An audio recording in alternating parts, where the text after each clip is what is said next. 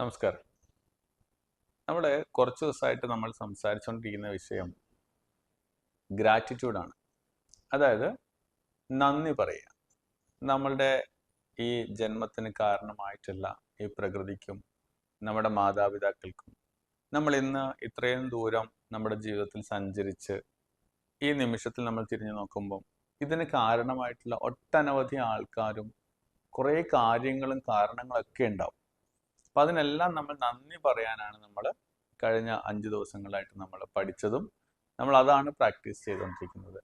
ഈ നന്ദി പോലെ തന്നെ ഗ്രാറ്റിറ്റ്യൂഡ് പോലെ തന്നെ വളരെ ഇമ്പോർട്ടൻ്റ് ആയിട്ടൊരു കാര്യമാണ് ഫോർഗിവ്നെസ്. ഗ്രാറ്റിറ്റ്യൂഡ് പോലെ തന്നെയാണ് ഫോർഗിവ്നെസ്സും നമുക്ക് വേണ്ടത്. അതായത് ക്ഷമിക്കാൻ പഠിക്കാൻ. നമുക്ക് ക്ഷമിക്കാൻ പറ്റുമോ? നമ്മുടെ ലൈഫിൽ നമ്മൾ ഓരോ സമയത്തും ഓരോ ആൾക്കാർ നമ്മളെ ഉപദ്രവിച്ചവരുണ്ടാവും, വേദനിപ്പിച്ചവരുണ്ടാവും. ഇവരോടൊക്കെ നമ്മൾ നന്ദി പറഞ്ഞു കഴിഞ്ഞു. എന്തിനാ നന്ദി പറഞ്ഞേ? നമുക്ക് അവർ തന്ന എക്സ്പീരിയൻസ്, അതുകൊണ്ടാണ് നമ്മൾ ഇന്നിവിടെ എത്തിയത്. ആ എക്സ്പീരിയൻസിൽ നമ്മൾ പലതും പഠിച്ചു. ആ അനുഭവം നമ്മൾ കൂടുതൽ ബലവാന്മാരാക്കി, നമ്മൾ കൂടുതൽ ഊർജം ഉണ്ടാക്കി. അതുകൊണ്ട് നമ്മളിവിടെ എത്തി. അതിന് നമ്മൾ നന്ദി പറഞ്ഞു. എന്നാൽ നമ്മൾ അവരോട് ക്ഷമിച്ചോ? ഉണ്ടാവില്ല, ഇല്ലേ? നമുക്ക് പലർക്കും ക്ഷമിക്കാൻ പറ്റാത്ത, ക്ഷമ കൊടുക്കാൻ പറ്റാത്ത വിധത്തിൽ നമ്മളെ വേദനിപ്പിച്ച ഒരുപാട് പേര് നമ്മുടെ ജീവിതത്തിൽ ഉണ്ടാവാം, ഒരുപാട് സംഭവങ്ങൾ ഉണ്ടാവാം. അപ്പോൾ ഇവരോടൊക്കെ ക്ഷമിക്കുക എന്നുള്ളതാണ് നമ്മളുടെ അടുത്ത ടാസ്ക്.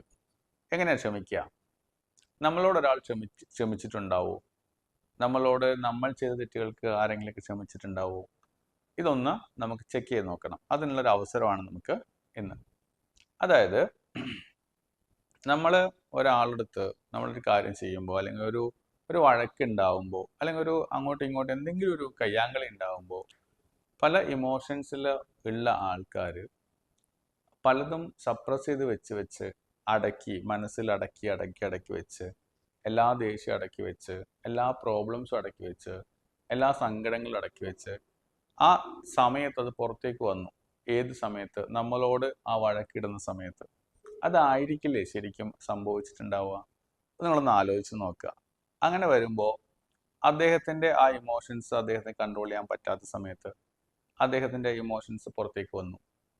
ഈ ഒരു സിറ്റുവേഷൻ എല്ലാവർക്കും ഉണ്ടാവും, നമുക്കും ഉണ്ടാവും. നമ്മൾ തന്നെ ആലോചിച്ച് നോക്കുക. നമ്മൾ ചില കാര്യങ്ങൾ നമ്മൾ പെട്ടെന്ന് ബ്ലാസ്റ്റ് ആയതിനു ശേഷം നമ്മൾ റീതിങ്ക് ചെയ്യുമ്പോൾ നമുക്ക് തോന്നാറില്ല അത് വേണ്ടായിരുന്നു തോന്നാറുണ്ട്.